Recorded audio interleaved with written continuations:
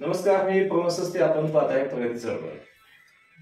पूर्ण महाराष्ट्रामध्ये 246 नगरपालिका निवडणुका रणधुमाळी पूर्ण प्रचार शिगेला पोहोचलेला असताना फलटण सारख्या नगरपालिकेमध्ये आज प्रस्थापितांचं वर्चस्व असणाऱ्या उमेदवारांचा प्रचार हा अतिशय खूप जोरदार चालू आहे. परंतु पूर्ण महाराष्ट्रामध्ये दुर्लक्षित वंचित शोषित घटक म्हणजे पुरोगामी विचार करणारे जे शरदचंद्र पवार साहेब आहेत, त्यांचा राष्ट्रवादी काँग्रेस पक्ष आणि त्याची विचारसरणी असलेला एक उमेदवार आपल्यासोबत आज बोलण्यासाठी आहेत. सिद्धार्थ दत्ता आहिवळे, मंगळवार पेठ, फलटण. नमस्कार साहेब. नमस्ते.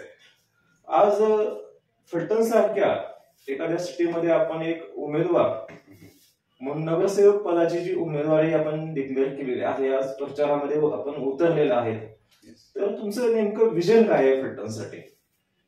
फलटण एक मोठं शहर आहे, खूप चांगलं आहे, मोठं पण आहे आणि त्याला आपण छोटंसं म्हणू शकतो यासाठी की कनेक्टिव्हिटी चांगली आहे फलटणला, पाणी आपल्याकडे चांगलं आहे, बाकी सगळ्या गोष्टी चांगल्या आहेत. परंतु ह्या गोष्टी मागे 30 वर्षापूर्वी म्हणजे मी शाळेत असताना जशा होत्या तशाच आहेत. ओके. त्यात फारसे काही बदल दिसलेत नाहीत, लिमिटेड बदल आहेत. शिक्षणाच्या निमित्तानं मला पुण्यात जाता आलं. पुण्याच्या नंतर मी युकेला होतो काही काळ, आणि तिथं ह्या सगळ्या गोष्टी ऑब्झर्व करत असताना आणि तिथल्या सगळ्या स्थानिक ऍक्टिव्हिटीज मध्ये पार्टिसिपेट करत असताना कळलं की बदल घडवण्यासाठी खूप जास्त एफर्ट्स लागत नाहीत. कमी एफर्ट्स मध्ये मोठा बदल होऊ शकतो. फक्त डिसिप्लिन माइंडने आपल्याला पुढे जायचंय. डिसिप्लिन माइंड असणं खूप गरजेचं आहे आणि त्यात सातत्य आपल्याला ठेवायचं आहे. आपल्याकडे होतं असं की एखादी आयडिया जन्माला येते नवीन, लोक उत्साहाने पुढे येतात, परंतु ती तेवढ्याच उत्साहात संपून जाते. फलटणमध्ये मला वाटतं ह्याच गोष्टींची थोडीशी पुन्हा पुन्हा किंवा आपण कमतरता पुनरावृत्ती झालेली आहे त्याच्यामध्ये, की एखाद्या नवीन कन्सेप्टला जर आपण तिथे आला तर त्याचं उत्साहाने स्वागत होतं, एक इव्हेंट होतो आणि तिथेच क्लोज होऊन जातो विषय. म्हणजे फलटण सारख्या अतिशय चांगल्या भागामध्ये एखादं मोठं जे जागतिक स्तराचं आपल्याला एज्युकेशन किंवा अकॅडमिक इन्स्टिट्यूट उभा करता येऊ शकतं, परंतु ते नाही.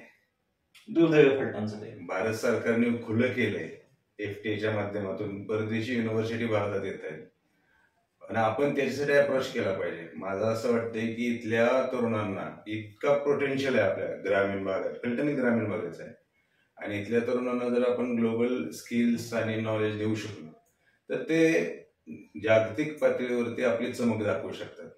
त्याच्यातून 2 गोष्टी येतील. एक तर रोजगाराचा प्रश्न मिटेल मुलांच्या, नॉलेज वाईज स्किल वाईज मुलं अनबिटेबल होतील, त्यांना कोणी हरवू शकणार नाही. 2 गोष्टी, आणि त्याच्यासोबत जागतिक गुंतवणूक आपल्याकडे, पैसा वाढेल, लोकांचे रोजगार, अजून जे छोटे छोटे व्यावसायिक आहेत त्यांना सुद्धा या गोष्टीचा बेनिफिट होईल. ही फक्त एक अकॅडमिक गोष्ट आहे. याच्या उपर जे इतर काय इन्फ्रास्ट्रक्चर मध्ये आहे, लायब्ररीज आहेत किंवा आपण म्हणूया रस्ते आहेत, ह्या सगळ्या गोष्टी तर आहेत, बेसिक आहेत, कमी अधिक प्रमाणात त्या आहेत. परंतु लायब्ररीजसाठी आता बघतोय आपण मॅक्झिमम मुलं प्रायव्हेट अभ्यासिका लावत आहेत फलटणमध्ये. प्रत्येक चौकात प्रायव्हेट अभ्यासिका आहेत. 1-2 हजार 3 हजार पर्यंत फी आहे. ही फी कशासाठी मुलांनी द्यायची, तर तिथे जाऊन अभ्यास करण्यासाठी. बरोबर. अभ्यास करण्यासाठी वेगळी फी देणे हेच मुळात एक दुर्दैव गोष्ट आहे एज्युकेशन सिस्टमसाठी. तर मला वाटतं नगरपालिकेसारखी जर यंत्रणा आहे शासनाची आपल्याकडे आणि ज्यांच्याकडे फंड्स आहेत, त्यांनी विद्यार्थ्यांच्या अभ्यासासाठी या गोष्टी केल्या पाहिजे. आणि ते करणं काय फारसं अवघड नाही.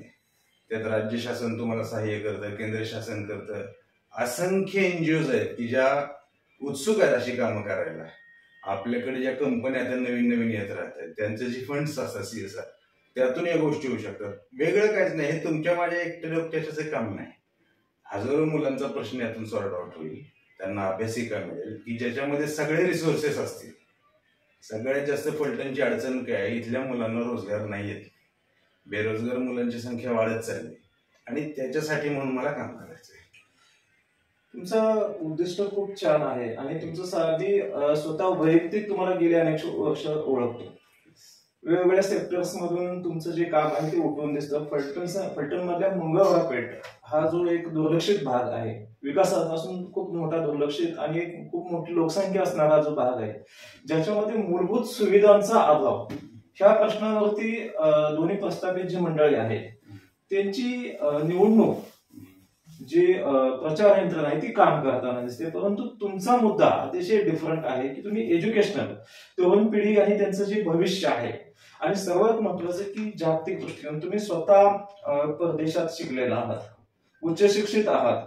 आणि दुसरीकडे जर पाहिलं आपण, मी एक ऑब्झर्व गोष्ट करतोय की फलटणच्या राजकारणामध्ये सुशिक्षितांचा अभाव आहे. पहिली गोष्ट, दोनच उमेदवार, तुम्ही आणि अनिकेत राजे, असे उच्च शिक्षित दोन उमेदवार जे आहेत ते परदेशी शिकून बाहेर काम करून परत आपल्या गावी म्हणजे फलटण यासारख्या ठिकाणी परत येऊन काम करू इच्छितात. आज सगळ्यात महत्वाचं एक गोष्ट अजून मला एक माहिती पडली की डॉक्टर बाबासाहेब आंबेडकर विचार प्रसार मंडळाचे आपण अध्यक्ष आहात, आंबेडकरी प्रजा परिषदेचे संस्थापक आहात आपण, आंतरराष्ट्रीय विद्यार्थी राजदूत 2014 ते 16, कार्डिफ विद्यापीठ UK, उपसंपादक तुमचं स्वतःचं साप्ताहिक कालमान पण आहे, प्रवर्तक तुम्ही ग्लोबल आंबेडकरचे आहात, संस्थापक इंटरनॅशनल बुद्धिस्ट कल्चरल फेस्टिवल. आता तुमचं एक लेखन पण तुम्ही केलेलं आहे, भीमस्फूर्ती, साताऱ्यातील आंबेडकरी चळवळीचा इतिहास, हेही तुम्ही केलेलं आहे, British handbook of doctor Babasaheb Ambedkar आणि संस्थापक इंडियन मॅस्टिफ रजिस्टरी. एवढं सगळं तुम्ही कोणाची प्रेरणा, म्हणजे बाबासाहेब आंबेडकरांच्या विचारांचा प्रभाव, तुम्ही उच्च शिक्षित असल्यामुळे तुमच्या कामात सगळ्या गोष्टी मला उठून दिसतात. शिवाय आज शरदचंद्र पवारांच्या पक्षातून एक पुरोगामी विचाराचा जो वारसा तुम्ही घेतलेला आहे. पण मला काय वाटतं, हे सगळ्या गोष्टी झाल्या ठीक आहेत, अकॅडमिक गोष्टी आहेत, इम्प्लिमेंटेशन करण्यासाठी तुम्ही तरुण पिढीला विजन पण आहे तुमच्याकडं, पण प्रॅक्टिकली निवडणुका ज्या आहेत आपल्याकडचे खूप गलिच्छ झालेले आहेत. आणि तुम्ही स्वतःच सांगितलं की इकडे 30 वर्षामध्ये जो बदल हवा होता, एक मागासलेपणा, वैचारिक मागासलेपणा, सामाजिक मागासलेपणा आणि एक जडवादी विचारसरणी इकडे रुजलेली आहे. ह्या बाबतीत ह्या वनाला तुम्ही कसं सामोरं जाणार? निवडणुका अवघड आणि सोप्या अशा काही नसतात. पहिली गोष्ट, ओके, निवडणुकीचं एक शास्त्र आहे. फॉर्च्युनेटली मी पॉलिटिकल सायन्सचा स्टुडंट आहे. ओके, मी पुण्यामध्ये राज्यशास्त्रात पदवी घेतली आणि तिथे शिकताना बऱ्याच गोष्टी अनुभवत आल्या. मला असं वाटतं की शेवटी निवडणुका आकाशातून तर येत नाहीत, लोकच निवडतात. शिक्षणाचा विषय थोडासा वेगळा आहे, मोठा आहे, अधिक व्यापक आहे. निवडणुकांचा त्यापेक्षा थोडासा छोटा आहे. परंतु निवडणुकीच्या अंगाने जर आपण विचार केला तर मुलं जास्त काय येत नाहीत, नवीन मुलं येत नाहीत. तुम्ही बघाल एकच नगरसेवक असतो जो पिढ्यानपिढ्या त्या सत्तेत बसतो किंवा विरोधीत बसतो, परंतु निवडणुका लढवतो. नवीन लोक याचं धाडस करत नाहीत. त्याची 2-3 कारण आहेत. एक तर रिसोर्सेसचा अभाव असतो, दुसरी गोष्ट भीती वाटत असते की बाबा माझं करिअर खराब होईल का, माझा वेळ वाया जाईल का, मला श्युरिटी आहे का. बेसिक प्रश्नांमध्ये अडकून बसलेत लोक. कारण फक्त अन्न वस्त्र निवारा किंवा आरोग्य शिक्षण ह्या तर आहेच बेसिक गोष्टी, पण याच्या पुढे जाऊन अजून विकसित होण्यासाठीचे हातपाय मारणे हा प्रयत्न करताना फारशी लोक दिसत नाही. परंतु त्यात लोकांची फक्त चुकी नाही, कारण त्यात कसं होतं की त्यांना प्रमोट करण्यासाठी, मोटिवेट करण्यासाठी किंवा तसं इन्फ्रास्ट्रक्चर नाही आपल्याकडे. आणि म्हणून निवडणुका कितीही क्लिष्ट असल्या किंवा कसंही झालं तरी मला असं वाटतं की बदल नक्कीच होईल. कोणतीच गोष्ट दीर्घकाळ राहत नाही, बरोबर, परिवर्तन होत राहतं. निसर्गाचा नियम आहे. निसर्गाचा नियम. आता जर फलटण विचार करा, आता तुम्ही 2 नावं माझं घेतलं, थँक्यू त्याच्याबद्दल, किंवा नगराध्यक्ष पदाचे जे उमेदवार आहेत शिवसेनेचे त्यांचे घेतले. विचार करा, जर फलटण मधून एक 100 ते 1000 मुलं दरवर्षी परदेशी हायर एज्युकेशन घेऊन आली दरवर्षी, तर नेक्स्ट 5 इयर्स मध्ये फलटणचं काय होईल? दरवर्षी 1000 मुलं, 5 वर्षाचे 5000 मुलं जे परदेशी उच्च शिक्षित आहेत, जे परदेशात हे जॉब करतायत, व्यवसाय करतायत, एक्सपोर्ट्स करतायत, इम्पोर्ट करतायत, बाकीचे उद्योगधंद्यांची निर्मिती करतायत. फलटणची काय अवस्था? फलटण नेक्स्ट लेवलला जाऊन पोहोचेल. आणि त्याच्यासाठी वेगळं काहीच करावं लागत नाही. म्हणजे बिगिनिंग जे आहे ना, सुरुवात आहे. बाबासाहेबांपासूनच आमचं सगळं अस्तित्व आहे, आपल्या सर्वांचं सगळं अस्तित्व आहे. निवडणुकाच बाबासाहेबांनी दिलेली आहे. निश्चित निश्चित. संविधानाने लिहिलं आणि त्यातून निवडणुका निर्मिती. याच्या आधी कुठं होत्या निवडणुका आपल्याला? निश्चित. आणि त्याच्यामुळं बाबासाहेबांची प्रेरणा तर आहेच, म्हणजे जन्मापासून ते मरेपर्यंत. आणि त्याच्यासोबतच आपल्याला थोडंसं सगळ्यांना सजग राहून काम करायचं इतकंच आहे. खूप सोपं, अगदी लाईटली तुम्ही सगळ्या गोष्टीची उत्तरं देताय आणि तुम्हाला अगदी ह्या गोष्टी अवघड वाटत नाही. सर्वसामान्यांच्या बाबतीत जर बघितलं, निवडणुका म्हटले की छातीमध्ये धडकी बघताना दिसते. मग तिथे पर्याय असतो, प्रस्थापितांपैकी कुठला तरी एक निवडायचा. परंतु तुमच्या नसामध्ये संविधान भरलेलं दिसतं मला. निश्चित संविधानाचं खूप चांगलं समर्थन तुम्ही करताय. संविधानाचं इम्प्लिमेंटेशन हे त्या पद्धतीनेच व्हावं ही तुमची अपेक्षा आहे. आणि तरुण पिढीला तुम्ही जे सांगताय की परदेशातून हे विद्यार्थी आपल्याकडे शिकण्यासाठी आले पाहिजेत, तर दुसरीकडे आपल्या फलटणमध्ये खूप दुर्दैवी अवस्था अशी आहे की इथेच शिक्षणाचं व्यापारीकरण झालंय. पैसा कमावणे हे शिक्षण व्यवस्थेचं एक खूप मोठं साधन जे आहे शिक्षण व्यवस्थेला बनवलं जातंय, हे दुर्दैव आहे आपल्याकडं. पण ह्या बरोबर मला तुम्हाला अजून एक जोडून प्रश्न असा विचारायचा आहे की ब्रेन म्हणजे आपल्या बुद्धिमत्तेचा वापर करून परदेशी आपल्याकडची जी उच्च शिक्षित मुलं आहेत ती तिकडे जाऊन आपल्या बुद्धीचा वापर करून परदेशी अर्थव्यवस्थेला खूप मोठा हातभार लावतात. दुसरीकडे परदेशी विद्यापीठ, आज तुम्ही जसं सांगितलं की भारतामध्ये त्यांना मान्यता मिळाली की इथे त्यांनी एज्युकेशन द्यावं, एज्युकेशन इन्स्टिट्यूट उभारावेत. मग हे येणाऱ्या काळामध्ये भारतामध्ये एक खूप मोठं आव्हान नाही का? आव्हान नक्कीच आहे, परंतु हे पॉझिटिव्ह आव्हान आहे. म्हणजे आपण थोडंसं सकारात्मक बघूया. आव्हान यासाठी आहे की ब्रेन नुसतं नाहीये, तर याच्यासोबत विचार करा की स्किल किती येते आपल्याकडे अभ्यासक्रमाचा जो सगळा आराखडा बदलण्याची गरज आहे. आपल्याकडे मॉडर्न गोष्टी किती येत आहेत, आपण ते किती ऍक्सेप्ट करतोय. आर्टिफिशियल इंटेलिजन्स आज सगळीकडे बोलबाला आहे. फक्त लोक म्हणतात AI, बऱ्याच लोकांनी AI म्हणजे फक्त ChatGPT वाटतं. AI खूप मोठी गोष्ट आहे. डे टू डे लाईफ मध्ये तुम्ही ते कसं इम्प्लिमेंट करणार? चला डे टू डे लाईफ सोडा, निवडणुकीमध्ये आपण ते कसं इम्प्लिमेंट करणार? या सुद्धा गोष्टीचा आपल्याला वापर करता आला पाहिजे. आणि ह्या सोप्या आहेत, ह्या परवडणाऱ्या आहेत, सहज उपलब्ध आहेत, अगदी तुमच्या मोबाईलवरती ऍक्सेसेबल आहेत. म्हणजे ह्या सगळ्या गोष्टी परदेशी विद्यापीठ असतील, परदेशी कंपन्या असतील. परदेशी म्हणण्याचा हेतूच असा आहे कारण त्या स्वतःसोबत येताना पूर्ण सिस्टम घेऊन येतात.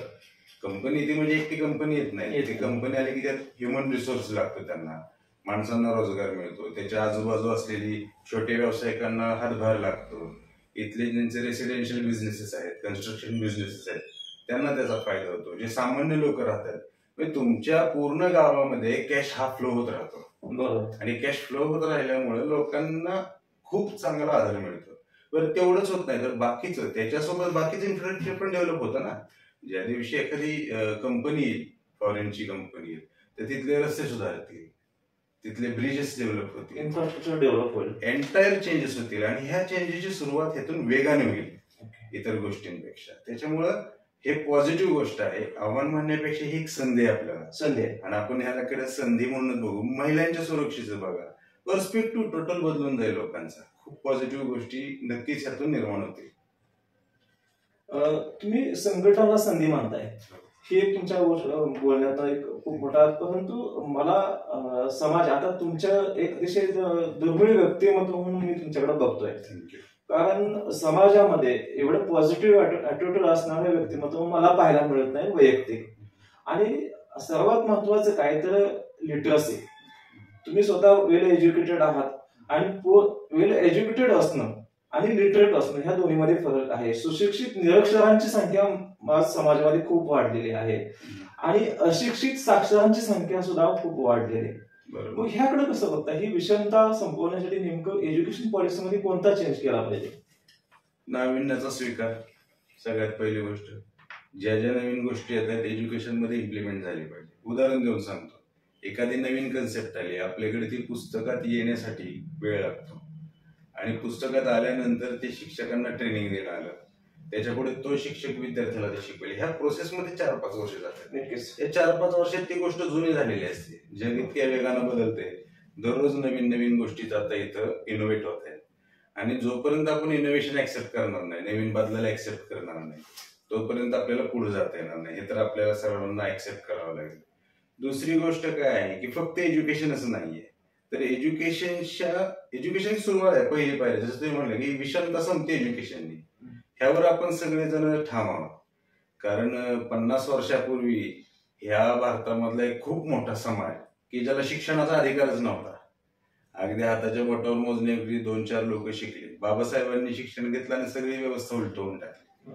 सगळ्यांना शिक्षणाचा अधिकार दिला आणि त्या शिक्षणाच्या जोरावर एक समाज खूप वेगाने पुढे आला. खूप वेगाने पुढे आला. एक एंटायर सिस्टीम बदलण्याची ताकद स्वतःच्या हातामध्ये ठेवून आज बघा निवडणूक आयुक्त जे आहेत आपल्या राज्याचे दिनेश वाघमारे बौद्ध आहेत आणि ह्या खूप सकारात्मक चांगल्या गोष्टी आहेत. विषमता संपायला निश्चित वेळ लागतो. तो वेळेचा वेग आपण कंट्रोल करू शकतो. वेळेचा वेग वाढवण्यासाठी जास्तीत जास्त एज्युकेशनवरती आपल्याला फोकस द्यावा लागेल. निश्चित वेग वाढला की ही विषमता कमी होण्यासाठी मदत होईल. खूप छान उत्तर आहे तुमचं. मला ह्याच प्रश्नाला एक जोडून अजून एक प्रश्न आहे तुम्हाला. तंत्रज्ञान शिक्षण आणि एखाद्या व्यक्तीच्या हातामध्ये जर सत्ता दिली तर त्याचा सदुपयोग आणि दुरुपयोग ह्या दोन्ही गोष्टी आपल्याला जर पाहिल्या तर अलीकडच्या काळामध्ये त्याच्यावरती बोलताना कोणी दिसत नाही. परंतु तुमच्याकडे जर नगरसेवक पदाची सत्ता आपण दिली, जनतेला दिली, तर तुमचं ह्या म्हणजे तंत्रज्ञान जे आहे, शिक्षण जे आहे किंवा सत्तेविषयी नेमकं काय म्हणजे तुमचं विजन कसं असेल? मला असं वाटतं की सत्ता एक रिसोर्स आहे. सत्ता जी आहे ती एक रिसोर्स आहे. ते रिसोर्स लोकांपर्यंत पोहोचवण्याचं काम प्रत्येक प्रतिनिधीचं आहे. नगरपालिकेचा प्रतिनिधी जो नगरसेवक म्हणून घेतो तो एक छोटा घटक आहे ह्या व्यवस्थेचा. नक्कीच. आणि तो घटक ह्या रिसोर्सेसला लोकांपर्यंत पोहोचवण्याचं काम करतो. आता झालंय कसं हे रिसोर्स कोणी किती पोहोचवले हा एक वेगळ्या चर्चेचा विषय, संशोधनाचा विषय. येस, नक्कीच. आता तुम्ही जर आपण कंटेम्पररी वर्ल्ड मध्ये बघितलं की आता काय चाललंय, ममदानी झालेत न्यूयॉर्कचे मेयर, ममदानी भारतीय वंशाचे आहेत.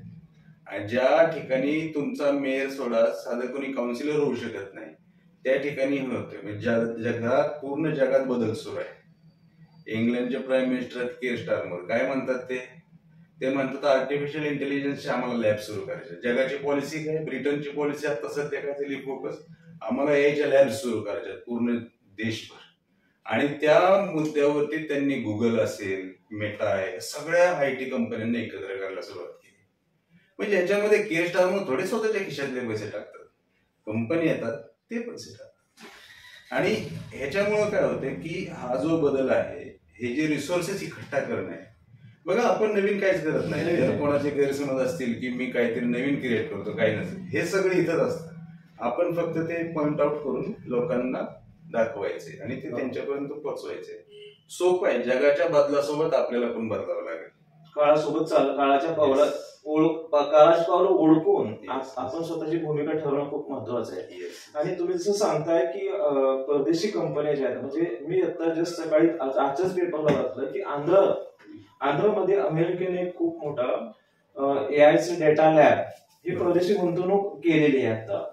जस्ट मी आज सकाळी बघितलं. आणि तुम्ही ज्या AI बाबतीत बोलताय, मला वाटतं AI चा वापर करणारी सर्वात जास्त जी लोकसंख्या आहे ती भारतामध्ये आहे. परंतु ह्या लोकसंख्येचा वापर सदुपयोग जो म्हणतो तो करणारी जी पॉलिटिकल व्यवस्था आहे, पॉलिटिकल पर्सन्स आहेत आपल्याकडे तेवढ्या क्वालिटीचे नसल्यामुळं आपण मला वाटतं त्या टूलचा वापर योग्य पद्धतीनं भारताच्या, जसं तुम्ही सांगितलं की फलटण जसं 30 वर्षामध्ये जे आमूलाग्र बदल व्हायला पाहिजे होते ते का झाले नाहीत याचं तुम्ही अनालिसिस चिकित्सक बुद्धीनं सांगितलं. तसंच फलटण सोबतच तुमचं जे विजन असेल, म्हणजे तुम्ही आज राजकारणात प्रवेश करताय, नगरसेवक व्हाल तुम्ही, अगदी नेक्स्ट स्टेजला जाऊ शकता, म्हणजे तुम्ही पुढचं पॉलिटिकल जे करिअर आहे ते येणाऱ्या काळामध्ये दिसेल. परंतु तुमचं एक्झॅक्ट विजन जे आहे ते तंत्रज्ञान AI टेक्नॉलॉजीचं जे आहे ते कशा पद्धतीनं तुम्ही म्हणजे समाजासाठी वापराल त्याबाबत नेमकं काय तुमचं उत्तर काय असेल? नक्कीच. फलटण सारख्या शहरामध्ये जिथं आता मी निवडणुकीला उभा राहिलो, इथले 2-3 प्रश्न मी मगाशी पण बोललो. सगळ्यात मोठा प्रश्न माझ्या नजरेतून युवकांचा आहे. युवकांना रोजगार नाही. एखाद्या युवकाला रोजगार मिळणं म्हणजे त्याच्या पूर्ण कुटुंब स्थिर होणं आहे. त्या कुटुंबातली महिला, त्या कुटुंबातली बालक, वृद्ध माणसं, सगळ्या लोकांना एक हातभार आहे, एक स्टॅबिलिटी येते, एक विश्वास येतो की माझा मुलगा किंवा माझी मुलगी, म्हणजे दोन्ही पण असू शकतात, मुलगा किंवा मुलगी, ही आता स्थिरीकरणाच्या मार्गाने चालली, एक स्टॅबिलिटी. आणि मला वाटतं ह्याचसाठी स्टॅबिलिटीसाठीच हे लोक काय करतात की प्रस्थापितांच्या पाठीमागं पडण्याचा प्रयत्न करतात की माझ्या मुलाला नोकरी लागू द्या, नक्कीच माझ्या मुलीला नोकरी लागू द्या. आणि त्याच्यामुळे काय होतं की हे बलशाली होत जातात लोक. यांनी या व्यवस्थेला, ही जी लोकशाही आहे हिला एक खाजगी कंपनी सारखं वापरायला सुरुवात केली. एक वैचारिक गुलामगिरी आणि मानसिक गुलामगिरी सुद्धा या समाजामध्ये असते आणि मला वाटतं ती स्वतःहून झटकलीच पाहिजे. डॉक्टर बाबासाहेब आंबेडकर सांगितले गुलामाला गुलामची जाणीव करून द्या. हे सुद्धा तुम्ही गेले अनेक कित्येक वर्ष तुम्ही हे काम करताय आणि मुळातच समाजाला ह्या दलदलीतून बाहेर काढायचा प्रयत्न तुम्ही स्वतः गेले कित्येक वर्ष करत आहात. आणि सत्ता हे साधन आहे, रिसोर्सेस आहे, तुम्ही जसं सांगताय तसंच हेच काम तुम्ही राजकारणात आल्यानंतर सुद्धा चालू ठेवाल का? हो नक्कीच, त्यासाठीच. अदरवाईज राजकारणात येण्याची माझी काही गरज नाहीये. To be honest with you, माझा व्यवसाय चांगला सुरू आहे. मी ग्लोबल प्लॅटफॉर्मवरच काम करतो फिल्टरमध्ये राहून. माझं उद्दिष्टच आहे की ग्रामीण भागातली जास्तीत जास्त मुलं बाहेर पाठवणं. जेवढी मुलं परदेशी शिक्षणाला जातील त्यांचं विजन डेव्हलप होईल. मोठ्या व्ह्यूने ते जगाकडे बघतील, स्वतःकडे बघतील, कुटुंबाकडे बघतील. एंटायर समाज बदलायला इथून सुरुवात होते आणि शिक्षण हे प्रगतीचं पहिलं पाऊल आहे. हा एक भाग झाला. दुसरी गोष्ट, जो मगाशी प्रश्न कदाचित उत्तर द्यायचा राहिला होता, मध्यंतरी तुम्ही घटना ऐकली असेल. मुख्य न्यायाधीश जे आहेत आपल्या देशाचे सरन्यायाधीश, त्यांच्यावर बूटफेक झाली होती आणि त्यावेळेस ते स्टेटमेंट खूप चर्चेला आलं होतं. भारतीय संविधानाच्या डिबेट्समध्ये बाबासाहेबांचं जे वाक्य होते ते स्टेटमेंट होते. बाबासाहेब असं म्हणतायत की हे जी लोकशाही आहे, म्हणजे या लोकशाहीमध्ये कॉन्ट्रावर्स कुठं तयार होईल, अपोजिट गोष्टी कधी तयार होतील, की इथं आपल्याला पॉलिटिकल स्वातंत्र्य मिळालेलं आहे. तुम्हाला मतदानाचा अधिकार आहे. बघा, निवडणुकीच्या संदर्भाने वाक्य आहे, तुम्हाला मतदानाचा अधिकार आहे, तुम्ही मतदान करता. परंतु तुम्हाला आर्थिक स्वातंत्र्य मिळाले का? तुम्हाला सामाजिक स्वातंत्र्य मिळाले का? म्हणजे जर या स्वातंत्र्यामध्ये मी माझी सोशल डेव्हलपमेंट नाही करू शकलो तर मी याचा वापर नक्कीच चुकीच्या गोष्टींसाठी करेन. कारण माझी सोशल डेव्हलपमेंट तशी झाली नाही, माझं अपब्रिंगिंग तसं झालेलं नाही, किंवा मी ते बदलण्याचाही काही प्रयत्न केलेला नाही. परंतु जर माझी सोशल अपब्रिंगिंग चांगली झाली, किंवा चला सुरुवातीला काही काळ मला माहिती नव्हतं परंतु नंतर मी त्या गोष्टी अभ्यासल्या, शिकल्या, वाचल्या, बघितल्या, तर नक्कीच मी पॉझिटिव्ह ॲटिट्यूड माझ्यामध्ये डेव्हलप करून त्या टूलचा चांगल्या गोष्टींसाठी वापर करेन, जिथून नवनिर्माण होईल. It's depend on personality. Yes, 100%. पर्सनॅलिटीवरती डिपेंड आहेच, परंतु ती बदलता येते. ही कायम एकसारखी राहत नाही. माणूस हा बदलतो, माणसाचा स्वभाव सुद्धा बदलतो. आपल्याकडे एक असे प्रथा आहे किंवा एक म्हटलं जाते की माणसाचा स्वभाव मेल्याशिवाय जात नाही, जिथे कोणी मेल्याशिवाय जात नाही, की म्हणे आपल्याकडे. पण तसं काही होत नाही. सगळी माणसं बदलतात, सगळे विचार बदलतात, सर्व गोष्टी बदलतात. आता बघा, एक कॉमेडी गोष्ट नाही का की सगळे पक्ष एकमेकांमध्ये मिक्स होत चालले, हा बदलच नाही का?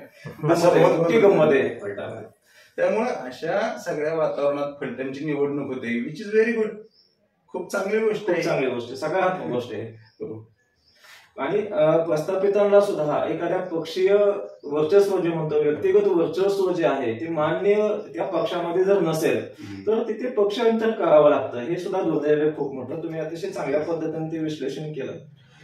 आणि मला एक शेवटचा प्रश्न तुम्हाला असा आहे की आज संविधान तुम्ही मानता, डॉक्टर बाबासाहेब आंबेडकरांना मी मानतो, तुम्ही मानता, संविधान मानणारा एक वर्ग ह्या अगदी देश संविधानानं चालतो. प्रत्येक ही व्यवस्था जी आहे ती संविधानानुसार चालते. संविधानामध्ये खूप आमूलाग्र बदल काळानुरूप झालेले आहेत आणि आपण मला वाटतं प्रगतीच्या दिशेने खूप अगदी इकॉनॉमी जी आहे आपल्या भारताची, महाराष्ट्राची खूप टॉप लेवलला चाललेली आहे. आपण जागतिक स्पर्धेमध्ये खूप उच्च लेवलला आहेत आणि ह्याचं 100% क्रेडिट जे आहे ते संविधान आणि ह्या बुद्धिजीवी वर्ग किंवा जे तरुण पिढी आहे ह्या देशातली, जी खूप मोठं विजन ठेवते अगदी तुमच्यासारखी, त्या तरुण पिढीचंच हे विजन आहे. परंतु एक दुर्दैव असं आहे अलीकडच्या काळामध्ये की आरक्षण धोरण आणि त्यानंतर संविधानाला न मानणारा जो वर्ग आहे, एक वर्ण व्यवस्थेच्या चौकडामध्ये जो अजूनही एक वर्ग जगतोय बघ, तो वर्ग ह्या विकासाला एक ब्रेक लावतोय का? नाही, याची बघा दोन असं फोडून उत्तर आपल्याला करावं लागेल. एक तर वर्ण व्यवस्थेला एक वेगळा विषय आहे, तो जातीच्या रचनेचा विषय आहे, मोठा विषय आहे. पण जो आरक्षणाला विरोध करणारा वर्ग आहे किंवा काय म्हणू आपण ॲट्रॉसिटीला विरोध करणारा वर्ग आहे, तो ऍक्च्युली वर्ग नाहीये, ते कृत्रिम तयार झालेला एक फुगा आहे, बबल आहे, कृत्रिमरित्या तयार केलं, लोकांना मिसगाईड केले गेले, लोकांच्या मनामध्ये खोट्या गोष्टी पसरवल्या गेल्यात. आणि हे एक जाणीव, हा प्रोपोगंडा 40-50 वर्ष चाललाय या देशामध्ये, 60-70 वर्ष स्वातंत्र्यापासून चाललाय. त्या प्रोपोगंडाने केलं काय, लोकांच्या मनामध्ये हा फुगा सोडला की अरे ह्याने तुमचं नुकसान आहे, ह्याने तुम्हाला धोका आहे, किंवा ह्याने तुमच्या संधी नाकारल्या. परंतु ज्यावेळेस लोक थोडंसं विवेकबुद्धीने त्या गोष्टीकडे बघतील की अरे आम्हाला काहीच धोका नाही, ज्यावेळेस त्यांना हे आपण पटवून देऊ, लोकांना हे सांगू की हे कोणाच्या विरोध नाहीये, कोणाच्याच विरोधात नाहीये, एक घटक आहे की ज्याला प्रगतीच्या संधीच नाकारल्या गेल्या, त्यांना आपण इक्वल स्टेटला आणण्यासाठी त्या प्रयत्न केलेली संविधानाची ही तरतूद आहे. बरी तरतूद फक्त मागास समाजासाठीच आहे का? आता समजा इथला माणूस, भारतीय माणूस जो अमेरिकेत जातो, तर तो तिथल्या सगळ्या अफर्मेटिव्ह स्कीम्स ऍक्सेप्ट करतो, बरोबर, मग तो कुठल्याही जातीचा असू द्या. आणि तेच बिलियनियर होऊन पण आपल्याला सांगायला येतात की Indian reservation policy is wrong. आणि त्याच्यामुळे काय होतं की ह्या सगळ्या गोष्टी ह्या बबलमध्ये हवा भरायला प्रेरक ठरतात, कारणीभूत ठरतात. आणि मग तो बबल इथं एक अशी व्यवस्था तयार करतो, जी व्यवस्था इथल्या रिझर्वेशन पॉलिसीजला किंवा इथल्या ॲट्रॉसिटीज प्रिव्हेन्शन ऍक्ट्सला विरोध करतात. पण हे सगळं कृत्रिम आहे, हे नैसर्गिक नाही. जन्मतः कुठलाच माणूस भेदभाव करत नाही, हे हळूहळू डेव्हलप होत जातं तिथं. त्याच्यामुळे मला असं वाटतं की या गोष्टी जरी विरोधाभासी असल्या तरी काळानुरूप त्याच्यात बदल होईल आणि नक्कीच सगळ्यांना ह्या गोष्टी समजून जातील हळूहळू. या बदल आपल्याला करावाच लागेल, ऍक्सेप्ट करावाच लागेल, तरच आपल्याला नवीन प्रगतीचे मार्ग सापडतील. अदरवाईज आपण इथेच अडकून पडणार आहे, प्रगती होणारच नाही. सिंपल आहे, म्हणजे काय असं हे नाही. वेळ लागेल, नक्कीच वेळ लागेल, कारण की हजारो वर्षाची परंपरा आहे ना हे कृत्रिमतेला जी कारणीभूत ठरते. परिवर्तन हे अटळ आहे, अटळ आहे 100%. आणि परिवर्तनासाठी तुम्ही सुद्धा अटळ आहे. नक्कीच नक्कीच. धन्यवाद. तुमच्या आधी या प्रचाराच्या वेळेतनं आपल्या चॅनलला वेळ दिला आणि तुमची जी मतं आहेत, तुमचे जे विजन आहे ते आपल्या चॅनलवरती आपण क्लिअर. थँक्यू. धन्यवाद.